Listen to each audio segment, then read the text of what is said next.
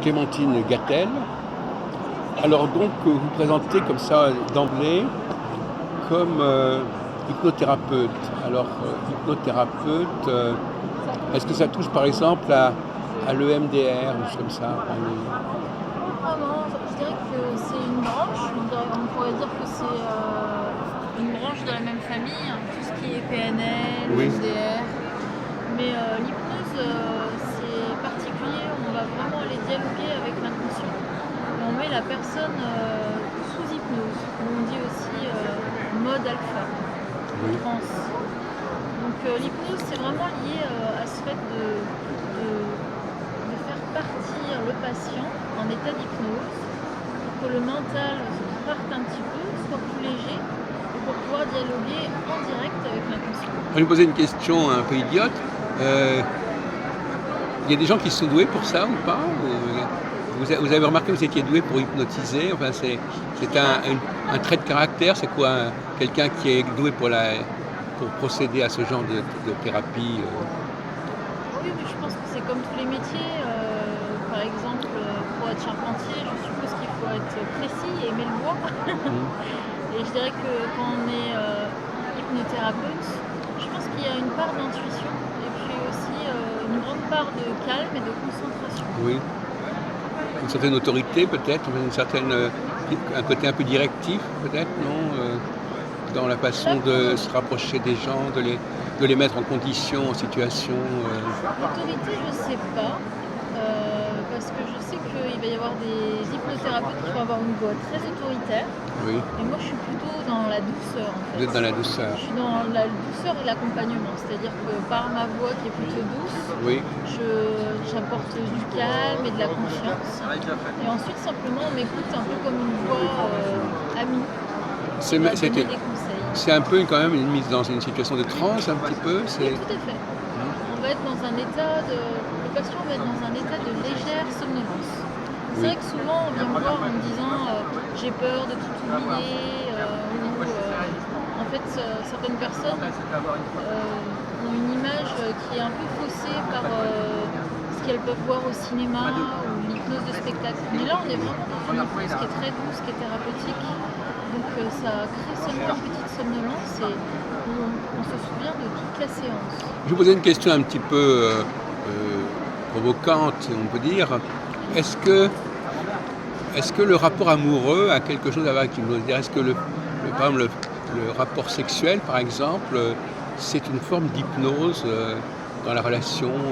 Est-ce que c'est pas, enfin, il y a une forme de transe, mais est-ce qu'on peut dire que, par exemple, il y a des gens qui sont plus doués que d'autres pour justement créer une atmosphère, un climat, un état d'esprit qui facilite l'état de transe sexuelle. Oui, en effet.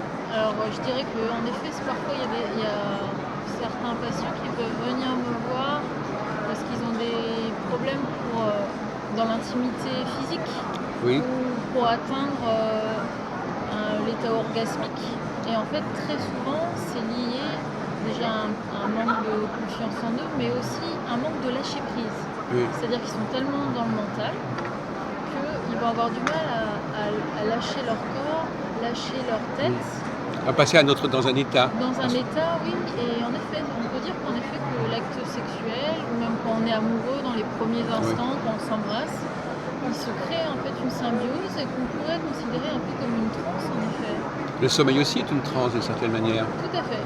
À savoir, quelqu'un qui arrive à bien s'endormir, c'est quelqu'un qui arrive à s'auto-hypnotiser quelque part. Voilà, qui arrive à se mettre dans un état de relaxation où il y aura un moment où il sera dans une transe, puis après il passera en sommeil Oui. profond. Mais c'est. Voilà, donc finalement, on pratique l'hypnose de manière naturelle dans la vie courante, Tout à fait. Bah, dans la vie souvent, quotidienne. je donne des exemples. Je dirais que par exemple, après un bon repas, quand on va se mettre dans son canapé, qu'on va écouter la Ah oui, musique, déjà ouais. eh ben, on peut déjà être en état de transe naturellement. En fait, le cerveau a besoin de se régénérer et de temps en temps, il va lâcher. Ou même quand on est dans le métro et qu'on sait qu'on va descendre dans 4 stations, on peut partir un peu, Oui, qu'on oui. a le regard un peu dans Oui. le vide et qu'on est un peu dans ses pensées, mais c'est un peu plus de la rêverie qu'une pensée précise. On est dans cet état de transe. Oui, il y a des gens qui sont capables pendant un voyage de se déconnecter.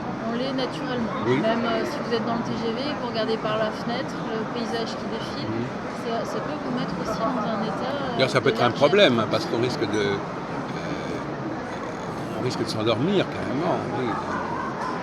Bon, après, dans le Quand on est dans une réunion, par exemple, enfin, je ne sais pas. Parce qu'il y a des états de transe qui ne sont pas contrôlés quelque part. C'est-à-dire qu'on peut on peut tout d'un coup se mettre dans un état on n'aurait pas voulu s'y mettre. Oui, en effet. Et là, on va dire que c'est plutôt lié à de la fatigue, par exemple. Oui, mais même dans le rapport amoureux, on peut imaginer qu'on tombe dans un état de transe sans l'avoir voulu. Je veux dire, c'est quelque chose qui est un peu dans l'involontaire. Enfin, c'est une autre volonté, un autre niveau de volonté. Bon, alors on va parler de votre livre. Oui. Alors, votre livre, est-ce qu'il est en phase avec ce qu'on vient de dire, Clémentine Gattel? Oui, en tout cas, il a un lien avec l'hypnose parce que c'est 40 petites histoires pour guérir l'âme. Et Oui. c'est des métaphores que j'ai imaginées, un petit peu comme des contes, que j'ai imaginés au cours de mes séances et qui ont chacun des bienfaits. En fait, c'est une manière de parler. Ce sont vos dessins ou c'est pas forcément? Oui, c'est mes dessins et c'est mes textes. Ah, quand même, ouais, c'est pas mal ça. Et en fait, il y a une table des matières, je vais vous montrer. Vos aquarelles. Bon, en fait, j'ai classé les histoires par bienfait. Donc il va y avoir sommeil réparateur, équilibre, confiance en soi, optimisme, travailler en équipe, retrouver le sommeil, estime de soi. Donc il y a une quinzaine de bienfaits assez larges. Alors est-ce qu'il faut choisir ça? Il faut choisir Voilà. le conte qui correspond à notre demande? Exactement, Ah, c'est oui. ça l'idée en fait. C'est comme une petite boîte à outils. Et pour ça s'appelle donc métaphore De métamorphose. pour métamorphose. Oui, Donc c'est ça.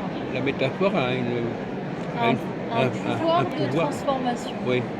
De compréhension en fait, mais de manière indirecte. C'est-à-dire que si on explique, parce que le mental il est costaud, hein, si on explique, vous êtes comme ça, il faut être comme ça, le mental va dire oui mais je suis comme ça et je n'arrive pas à être autrement. Alors que dans cette histoire, qui est vraiment reliée à ou des contes universels ou la nature, eh bien en fait le mental va lâcher prise en se disant on parle pas vraiment de moi, pas de manière directe. Oui. Mais j'adhère à cette histoire parce qu'elle est naturelle. Il y a des défenses qui vont sauter. Et parce qu'elle est simple. Donc c'est ça, les défenses vont sauter. Et on va basculer dans un autre état un petit peu. Voilà, c'est ça.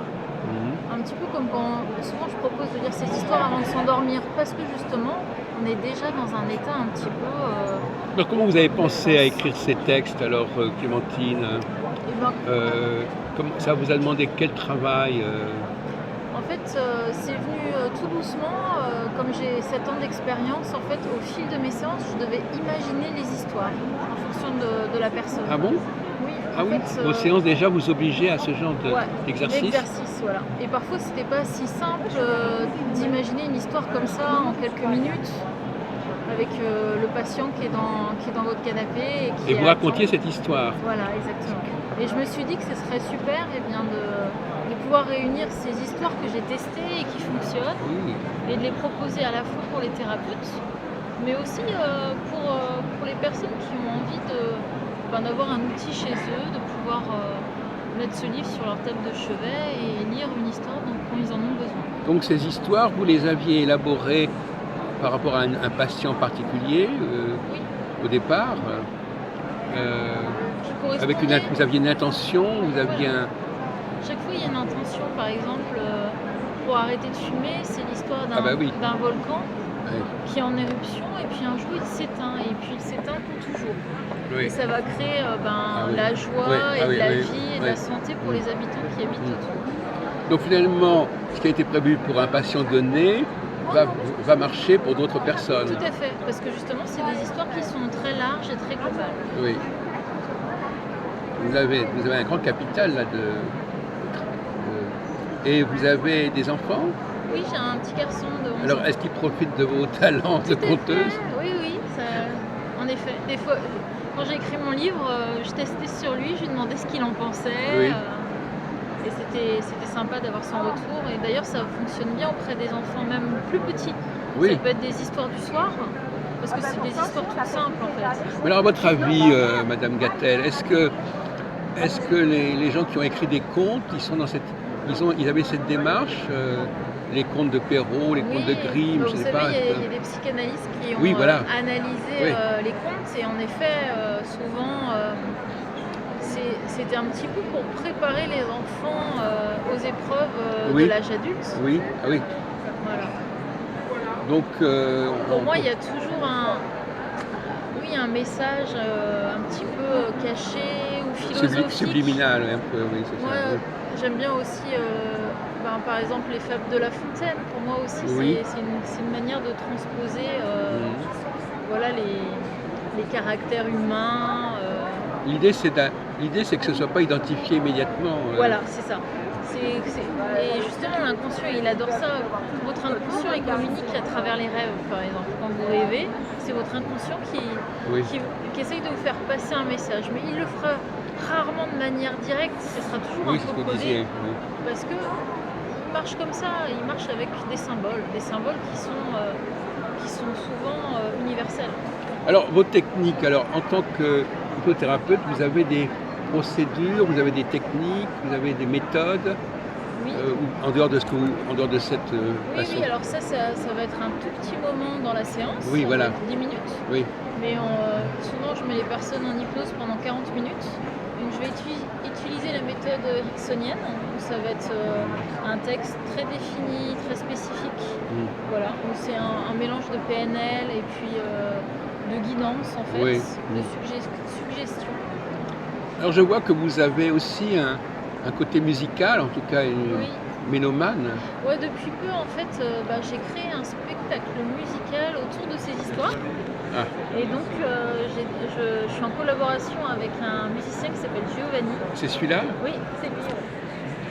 Et donc, il fait du ukulélé, de la guitare, du piano, il fait du Giovanni hang. Parvedi, oui. Ouais. Et donc, on a fait un spectacle hier soir. Et Ah, oui. on a fait donc une séance d'hypnose collective avec ma voix et sa musique. Et j'ai Votre voix était enregistrée ou bien vous Non, êtes non, direct? j'étais en direct, D'accord. en direct. Et la musique aussi est en direct. C'était ça l'idée, c'était parce que la musique, elle amène aussi de l'émotion, de la Oui. relaxation. Et même, quelque part, la composition musicale exige une certaine forme de transe aussi. Exactement. Bah, vous savez, quand vous allez à un concert, aller à l'opéra, vous êtes rarement très concentré. En fait, vous vous laissez immerger par la musique, en fait. Oui. Et donc, en effet, il peut y avoir un état de transe aussi. Alors, à la fois de la part du spectateur, mais aussi du compositeur. Mais ça, c'est un autre sujet. Ah oui, Mais il faut déjà aussi... Non, parce que je parlais plutôt du côté du compositeur. vous parlez du compositeur. Mais en effet, hein, c'est... La capacité à composer, c'est quand même un En état fait, particulier. tout acte créateur est lié à une plongée dans l'inconscient. Quand vous faites vos dessins, vous êtes également dans un état spécial. Tout à fait, c'est presque un... Moi je dis souvent que c'est un état de relaxation et c'est un peu méditatif. Hein. Ça fait penser un petit peu, vous savez, les moines bouddhistes qui vont faire des mandalas. Moi quand je fais mes aquarelles, Oui. je suis attentif à mon trait, je prends mon temps et Oui. toute ma concentration est dans le moment présent et sur ce que je fais. Alors, une question un peu décalée, est-ce qu'il y a une forme de médiumnité Dans l'hypnose, oui, enfin, dans tout ce paysage qu'on vient de décrire, ils se mettent dans un état particulier pour écrire, etc. D'où vient votre inspiration? moi elle vient vraiment de la nature et des événements que j'ai pu vivre en fait. Oui, mais moi j'aurais tendance à avoir une grille de ce genre, c'est-à-dire dire, voilà, on essaie d'être un canal, comme on dit. Ça arrive, c'est vrai que c'est marrant que vous dites ça parce que j'ai écrit une partie de ces histoires en allant au Brésil, Oui. dans un lieu qui est très chargé au niveau énergétique. Oui, oui. Et les histoires, elles ont coulé très facilement. C'est-à-dire que le premier écrit était le bon. On pourrait presque parler d'écriture automatique. Un petit peu, tout à fait. Et il y a une histoire qui s'appelle Le Manguier, et j'ai écrit cette histoire en m'asseyant à côté d'un très beau manguier. Et l'histoire elle est venue toute seule et j'avais presque l'impression que c'était l'arbre qui me racontait son histoire. Oui. Donc en en effet, je pense que de toute façon, on est tous canal, on est tous énergie. Oui, Et il suffit de prendre le temps de se connecter à ces énergies et en fait de recevoir l'enseignement qui est autour de nous. d'accord. Bon, bah, écoutez, merci de cet entretien. Je vous en prie. On peut dire que vous êtes un auteur. Oui, tout à fait. C'est mon premier livre, mais on peut dire ça alors. Oui. Et les textes que vous avez lus hier, c'était quoi? C'était des trucs qui vous étaient venus à l'esprit comme Alors, ça? non, c'était vraiment un spectacle préparé. Ah bon, oui, d'accord, oui. On s'était entraîné pendant 1 mois et demi pour préparer Oui. ce spectacle. Et donc c'était quoi ces textes que vous Eh sortiez? bien, j'étais partie de 4 histoires du livre. Ah bon, d'accord, oui. Donc, il y avait l'histoire du désert qui correspond un peu au passé amoureux. Il y avait l'histoire. Vous avez eu le temps de la lire complètement? En fait, je la connais. Enfin, j'aime pas apprendre par cœur, mais disons que je l'ai tellement utilisée que je la connais très bien, donc les mots coulaient de source. Donc il y avait on va dire qu'il y avait une trame parce qu'on savait quelles histoires on allait raconter.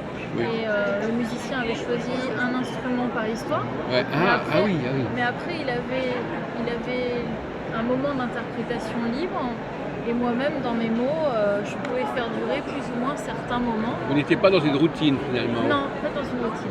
Vous avez réinventé chaque fois vos histoires, vous les avez redécouvertes, C'est ça. tout ayant tout Je pense que si quelqu'un vient à 2 représentations, il ne vivra pas la même chose. C'est rassurant ça. Il retrouvera quelques lignes conductrices. Mais en fait, je m'adapte vraiment à la réaction du public parce que parfois je sens qu'il faut que j'allonge une histoire ou alors une autre que j'écourte parce que ça peut créer une énergie où il faut sortir pour aller à la suivante. Oui. Voilà. Remarquable. Vous êtes un arbre avec de beaux fruits. Merci beaucoup.